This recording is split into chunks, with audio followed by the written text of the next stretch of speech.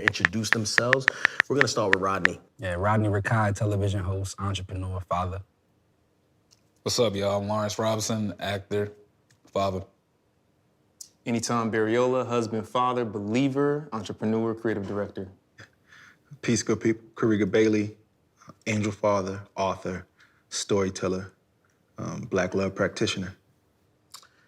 All right, so we're gonna talk about love today, right? In a very interesting way, because we wanna kind of give a little bit of context for where we all are, all different ages and different seasons, learning different lessons, in married or in relationships with different people, right? And so, can you tell us a little bit about how you met your significant other, or for those of you who are in relationships, my bad, Rodney. You know what I'm saying? I'm in a relationship with Christ.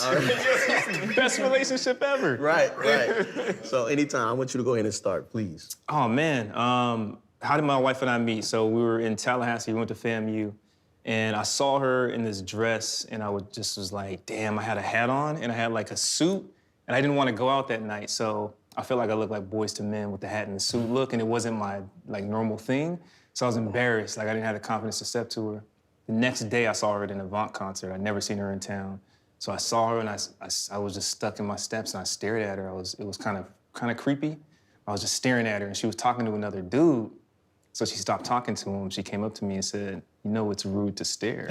Oh. And at that point I was like, I got Read your mind, Okay, what year was this? Because you said Avant concert. Bruh, I'm 40 years old, man. This was like 2005, 2004. Okay. It's a long time ago. Maybe before then, 2003 maybe? Yeah. It's a long time ago, but man, she didn't give me the number at first. She made me earn her respect and her reverence.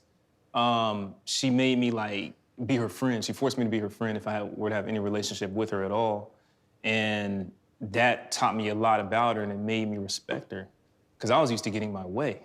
You know what I mean? And it was the first time I'd been challenged in a way where a woman kind of set her intentions and she stood on them. And she wasn't swayed by like, you know, charisma or whatever the other kind of things I was doing to women. And she wasn't studying any of that. So that made me kind of further pursue her. And I'm still pursuing her, brother. Okay, I love that. I have to ask this question, because this is what I want to be the theme for the first question is, how did you know you were in love with her? Oh, man, it was automatic. It's like, I think, instantly. So first, I think you have to define love, right? Like, there's all these different notions as to what love is. Is it an emotion? Is it a feeling? It's patient, right? It's kind, it's forgiving, it doesn't keep a record of wrongdoing. So when you're in that, like when you're willing to succumb to that, willing to let that wash over you and like totally just like change you from inside out, and you feel new, you feel different, you feel like, I don't know this side of myself. You know what I'm saying? Like it's new, it's kind of uncomfortable, like you're in it. Yeah. Because now you're patient. You know, I'm not a patient guy, right? Yeah. Now you're forgiving. Now you don't keep record of wrongdoing. Now you're finding yourself going in spaces that you didn't even know existed, because love is this infinite, overwhelming experience, right? That's like sustaining, it's life-giving, and it's what we all need, it's what we all desire. So she just felt safe and familiar, man. Like she felt like, I knew. Yeah. Like I never known like that. It's fire. That young? But I didn't move on that knowledge. Okay. Because men always think they gotta have everything together, stuff, this amount of money in the bank and blah, blah, blah. And she taught me otherwise. Like she taught me that, you know, like, let's build together. You don't have to do it by yourself. A lot of guys think they gotta be 100% like fully realized and actualized before they... That's interesting though, because like as we're not the same age and you met your partner so much earlier on in your life than I could ever imagine.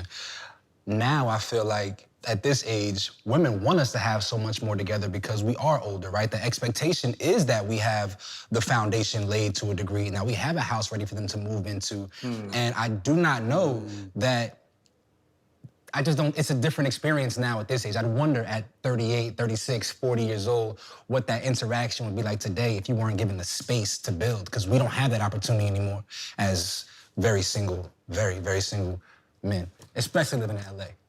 I disagree when it's the right one.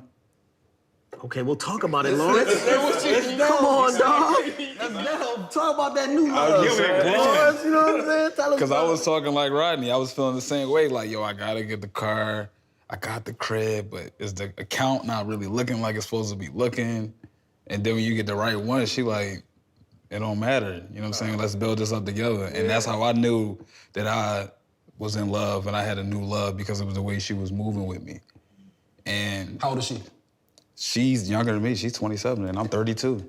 So this level of grace that she affords you because of her age, I feel like I date generally like mid to upper 30s. Age matters in these conversations of love, like where people are. I truly believe that. When you start dating women of a certain age, the playing field is different. She has this, but she got a 7-year-old.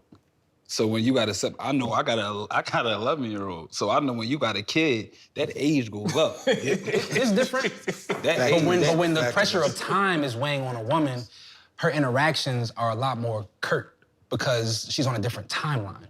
At 27, she has so much, she's not thinking about... She's 27 and she's African. African, they ready to get... I don't know. He's giving you every variable. He's contextualizing this. What are you talking about? But she ready to get married now.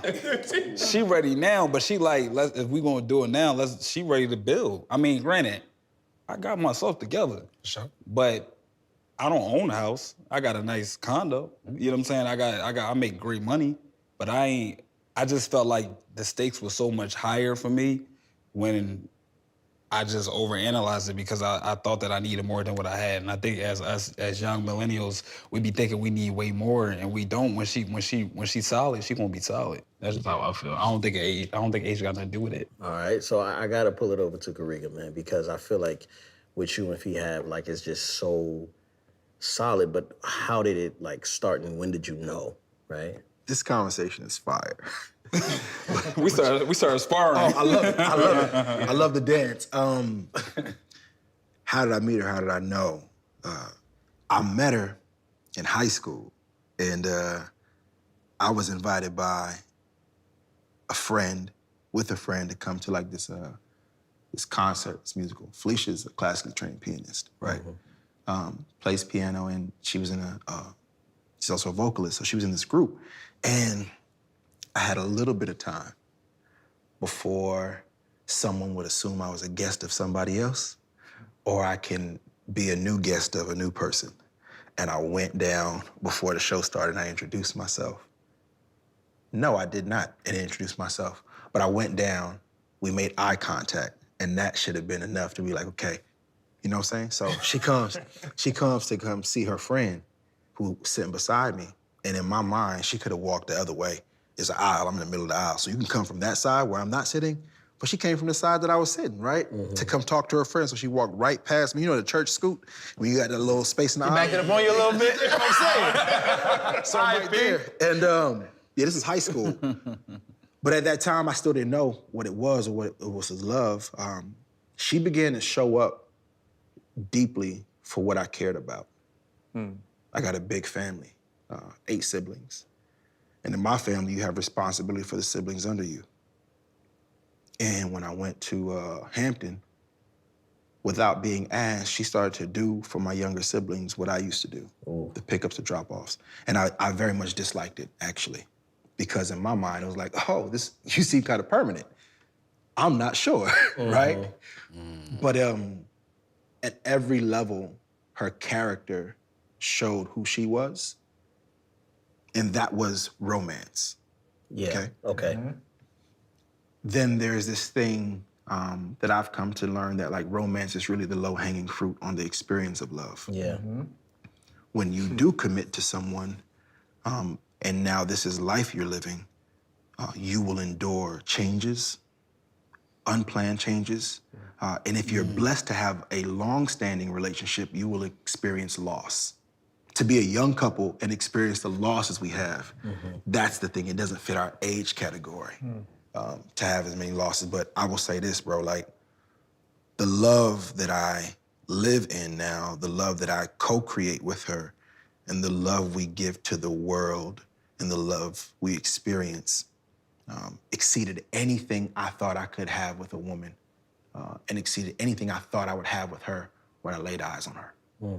this has nothing to do with the deepest desires of let's build a life together. This is one like we are literally co-creating a new world. Amen. Can I just kind of talk about? I feel like, Yeah.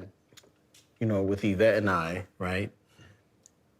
There was no limit. Like it just became, I will, and ... My wife, amazing, right? I didn't know she was going through what she was going through, right? But she said, I'm not doing well.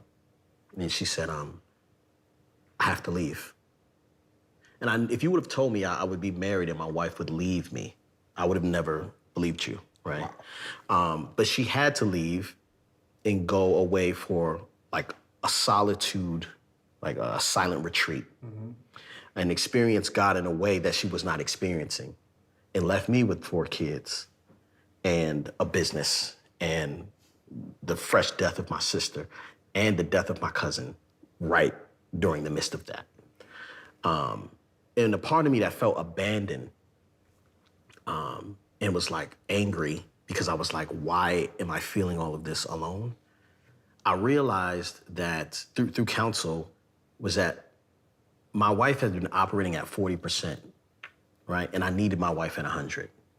And so we only want her at 100%. So whatever we got to do to get her back to 100, right, is what was necessary. And then once I knew that, I was like, oh, she's not the one I'm married. She's a different person, right? Every time my wife, Yvette, has had a child, she's become a different person almost, you know? She's a different version of herself. And I'm getting to know her over and over and over again. So the pursuing of love in this relationship also comes with a little bit of failure, right? And a little bit of heartache. And so I just want to bring that to the table as we talk about lost love, whether that be in failed relationships or in marriage right now or in relationship right now. It's like sometimes it don't feel right, you know? Yeah. So can we discuss that? Rodney. I'll go. So I've been in 2 very long-term relationships. Well, long-term relationships, one of 4 years and one of 7 years. And the relationship that I was in for 7 years with the most amazing, beautiful, kind, warm-blooded woman that I've ever known. To this day, she is still my absolute best friend. When I go through joyous moments, she's the first person I want to call. When I go through hardship, she's the first person that I want to call. But I decided to end the relationship maybe like 4 years ago because I was not in a place of being able to reciprocate the love that she was giving me. And it's a tough thing for men to, like, it's not you, it's me. Right? You can't really say that, but at the end of the day, like, I can't give you what you're looking for right now because I don't know who the fuck I am. Yeah. I do not know who I am right now, and you're looking at me for these answers and for these definitive actions, and I can't give them to you because I'm not even definitively acting on my own behalf right now. I don't know what I'm doing in life, and I can't steer you wrong because I don't know where I'm going. And that's real, man. When I tell you the pain that I felt trying to, and I didn't have the words then that I have now, but trying to articulate this to this woman who I had the highest level of affinity and passion for, and I'm looking at her in real time and I feel her heart breaking, I feel her soul depleting, sent me into a further spiral, because I felt it, and I still feel it to this day. I still replay that conversation, I still see her face, I still feel her energy literally go from here all the way to the floor. And what it has done for me the last, 4 years and change is it has made me never want to invest myself in another relationship for the sake of not wanting to put somebody else through that experience. I recognize that I am painful to love. Brother. And that is the most painful thing that I think that I could experience over the course of the last 4 years, acclimating to LA, thinking to myself that I'm not worthy of the love that I once had.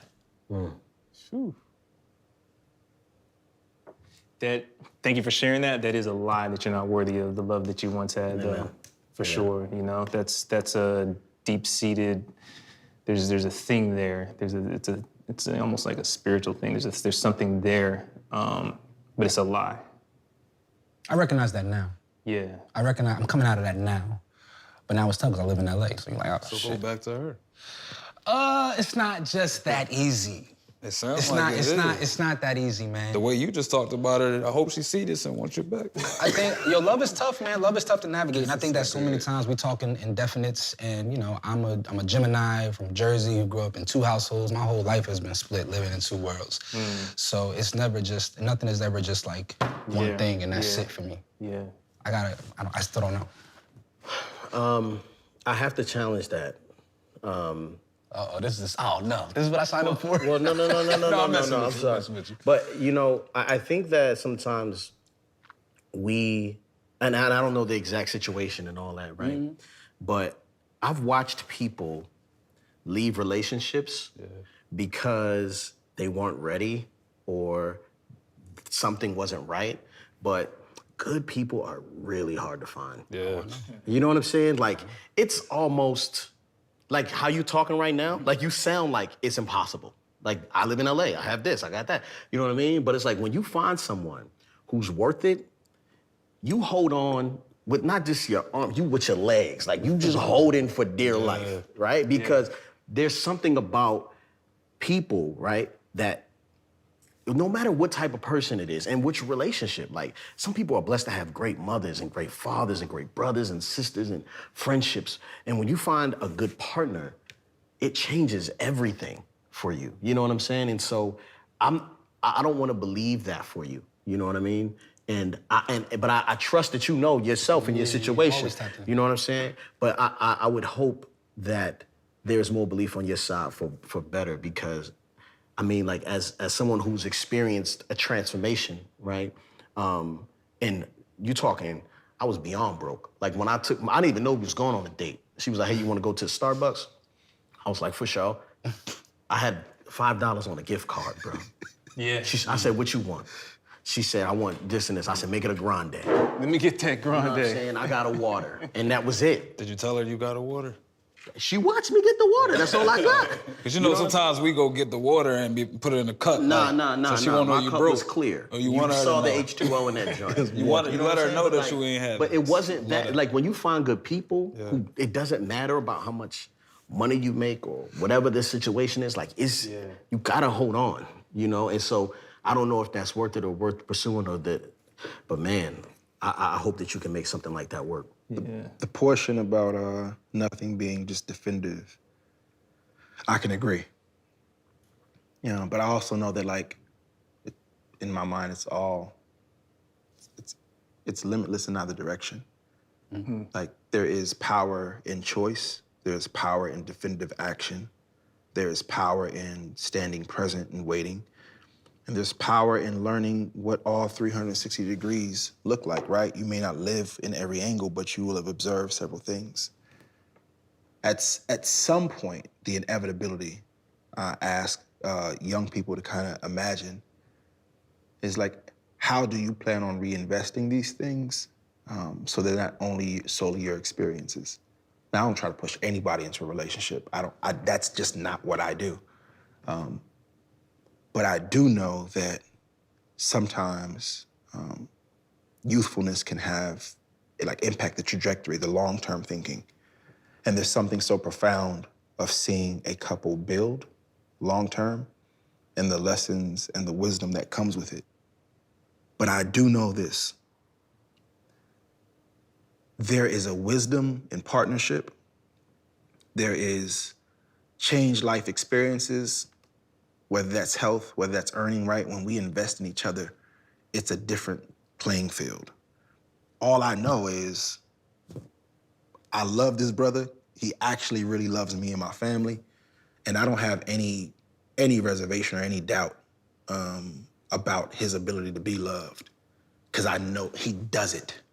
So it might be, Pac said, I'm a hard person to love, but I love real hard. Yeah. So if this is true, the love that you offer, the authenticity of yourself, it's for someone and it's time, because you deserve to be invested in. Love is the greatest investment I've ever seen transform the quality of life. Living, homes, touch, nothing does what love does. So while we waiting to build what we think is required to be loved, the start is actually just practicing love. That's the kick. Yeah. You don't get ready. You just get in it. Yeah. What was proof of love for you, relationship-wise? Because sometimes it isn't in our homes, right? Sometimes it's relationships we may see even on TV, you know what I'm saying, or just in community. Like, what was the thing that was like, oh, like I actually believe this can happen? I mean, definitely, I would give it to my parents. For me, my parents and my grandparents. I grew up seeing, like, my parents are married, my grandparents, I grew up seeing love, but my love was tainted because of, like, you know, all my mom, my dad issues. They, you know, they got married young, and they was together for a long time, so it got tainted. Like, me being the oldest son, I was like, yo, like, I loved seeing them in love, but it's a lot of bad times with it, you know? And when you the kid and the oldest, sometimes you're like, yo, I think I'm better by myself. Yeah, and You you're know what I'm also saying? wearing some of that, like, friction. Definitely wearing it, you know, definitely wearing it. But it's crazy because I feel like watching them all these years, the way they love each other now, I feel like they the most in love that I've ever seen. So it makes me pay attention and like, yo, you know, it was worth them sticking it out. Yeah, I love seeing them 100% happy with each other. yeah. Even when they argue, they still happy. It's different. It's weird. It's creepy a little bit when you're the kid. You know what I'm saying? I love it. It's interesting. It's interesting. So for me, when I knew I was in love, I was like my boy. Like I was like, man, I don't need that. I'm in LA. I'm about to get, you know what I'm saying? I was feeling all that. And my girlfriend, you know what I'm saying, Tonisha, she basically was like, you don't think you need love. Like, you really don't think you need love, and that's why I'm here. And I just was like, what? Like it was weird. Like, yo, why you telling me? Like, how you know that? Like, how you know that? But she was like, you really don't think you need love, and that's a big problem. Because we tell ourselves, especially out here, I don't even think it's a LA thing. I think it's a young person thing. We be like, you know, we get caught up on success so much. Yeah. And we put success before love. But I think these days it's hand in hand. Like, that's the most, when you find both, that's when you really, truly find happiness. I think success is love, man. Similar story with you know. I was baptized in love. Like, my family just kind of corralled around us, you know. But I also was an observant child, and I looked at my parents and realized they're people at a certain age, and was able to kind of like dissect them and, you know, kind of take a vantage point of saying like, okay, like, you know, love doesn't hurt, people hurt. Like, love is pure, love is perfect. It travels through us, right? Like, we channel it, but it's traveling through a flawed system. So if you imagine like water traveling through a pipe that's dirty, like the residue that the water extracts, right, that it has on it, it's like how we kind of give love. So if the more tainted you are, the more like, you know, trauma you had as a child, you're gonna love like that. Usually, that's not always the case. So when that's passed around, you're giving something that you don't really know how to receive, right? And there's this thing about love that's reciprocal, and you made so many good points where, you know, like, love is it's all consuming. There's nothing else that can exist when that thing is there, right? It's not even conditional. Like, I don't love my wife because anything. Nothing's more Except powerful. that she is. She doesn't love me except the fact that I am. That's it. Yo. It's not because I do this, because it's I am. Because of, not in spite of. Because I breathe, Yeah. right? So, and I love her because she breathes, right? And when you fall on that at the end of the day as your foundation, man, you could get through anything. Anytime. I have to ask though, like, depending on how you grew up, right? You don't necessarily know that. You think that you have to earn love, Whew. right? Love is not earned, brother. Okay. You're right, because in the way, again, like, you give it how you get it normally. And I think that you made another good point. The best way to receive love is to give it. Like, if you ever feel unloved, if you ever feel like, that's like a cheat code that I have in life. Whatever I lack, I give. You serve. Yeah. And it comes back eventually. Yeah. it's law. Yeah. Yeah. It's law. When I'm depressed, is what it right, is. that's the way to work through it. Yeah. Yeah, definitely. I concur. I concur about this idea of whatever I lack, I give. The thing that I'm learning about love is that it's when we have conversations about the person, we get into the person, but love is greater than the person. Love is greater than any of us. It's expansive, and we envelop love. We experience love. But so the first time I saw Felicia, she cannot definitively. What I saw in her that day wasn't nearly as powerful as the love I've come to know. So it's not the person, it's the two people choosing to govern themselves according to this law. And it helps really well when both people can communicate that nothing is greater than love. So here's our mark. And this is how we will treat each other according to what love governs, not according to how we feel. And if you should treat me outside of the governance of love, how I respond to you when you treat me unfavorably also matters a great deal, right? Because if it is truly love, then for me to be, to accuse or to point out when you didn't love me a way that I needed to be loved, right? That would be misrepresenting love.